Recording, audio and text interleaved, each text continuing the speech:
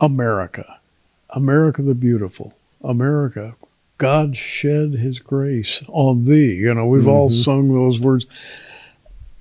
But lately, we're asking ourselves, is America a post-Christian nation? Because some disappointing things are happening. I think it's a great question, because oftentimes when I think about America as a post-Christian nation, I look at it in comparison with Europe. People talk about post-Christian Europe and when all that happened. And I think the real question, which I would love to get your thoughts on, Gary, is how do we define America being a Christian nation? We know that the word God does not appear in the Constitution. The word God specifically doesn't appear in many of the other official documents. Thomas Jefferson in the Declaration of Independence uses the word creator. Yes. And but there are those that say that America was never a overtly Christian nation in the sense of founded upon Jesus Christ. There's no doubt that they were theists.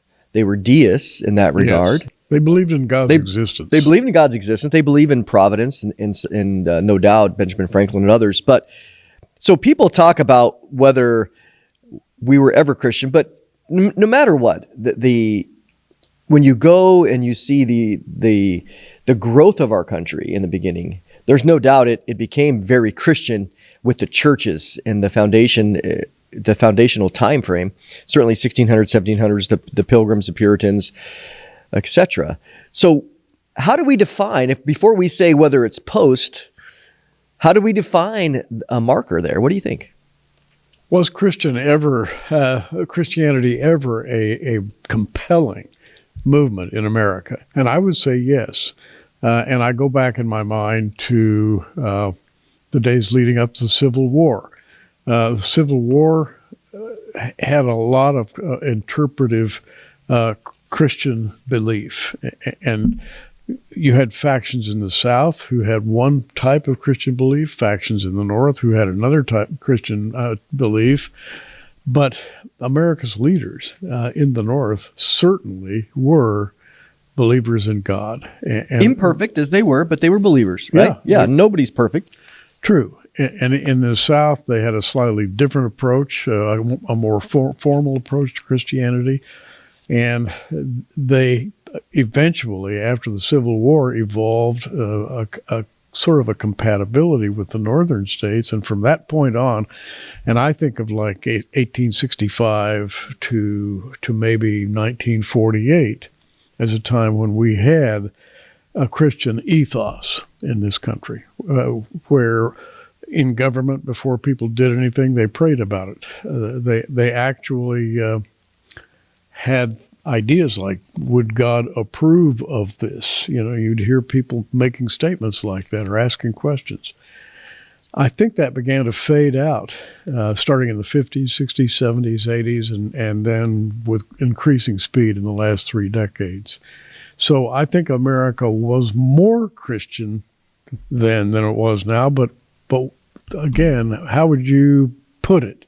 Would you say that we were ever a Christian nation? You know, that's a great question. We were a theistic nation, but I think it's really hard to define, because many of the founding fathers were very specific Christian. And here's an interesting topic, or thought.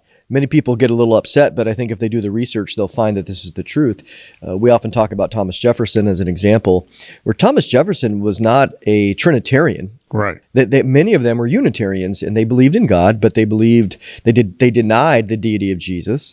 And Thomas Jefferson, as an example, thought very highly of Jesus's teachings in the Gospels.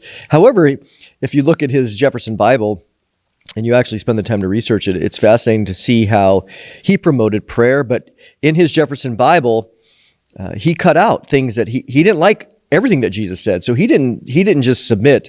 If it's the red letters, then it must be true. You know, you think about Matthew 10, where Jesus tells you to fear God, who can cast both your body and soul into Gehenna. Well, those kind of things he didn't like. But certainly loving your neighbor, all the positive things, the ethical things that the way that he phrased it, he embraced. But he denied the uniqueness and the deity of Christ, John 1:1, and other passages. So when you look at the founding fathers, many of them were pastors, but some of them were part of a Unitarian. So that's not Christian in the way that we understand acknowledging first and foremost the deity of Jesus or the exclusivity of Jesus in John 14:6. But as we think about, well, I think what you nailed it, Gary, in that if you look at the early 1900s, that's when we put "In God We Trust" on the currency. Right. But what I see then is you have this initial religious foundation. There's no doubt we were religious. The country was founded in a religious way. Specifically, the way that we understand Christianity, probably not so much. But certainly a lot of the population was that way. Because it is true, you won't find mention of God in the Constitution or the Bill of Rights or anything, but we do have the foundation of a creator, which is very Unitarian in the Declaration of Independence. Here's my reaction. After World War I, there was a terrible depression in America. I'm talking about an emotional depression, and in Europe. And communism began to rise, like Marxism.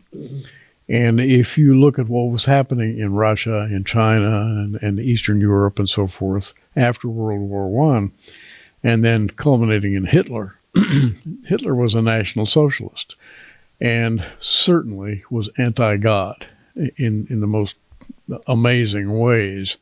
But yet had a form, because, he had a form of godliness. A form of godliness because, he did, anyways, he leveraged what he could. But yeah, his actions clearly were not. Where I'm moving on this is that after World War I think America was a Christian nation.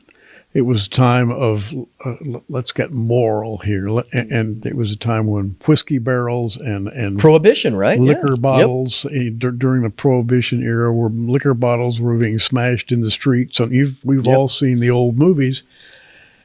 And there was kind of if you can call it that, a revival. Yeah, like a preponderance of revival all through and real.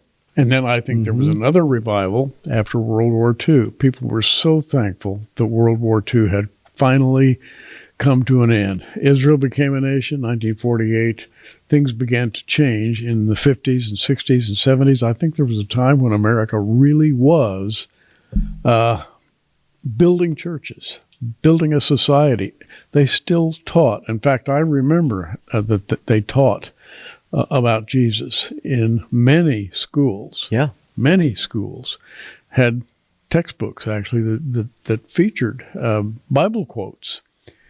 And then that all faded out around the 70s and 80s, and it's been downhill ever since. So, yes, America is a post-Christian nation in that sense, but I still believe there are a lot of Bible-believing Christians in America.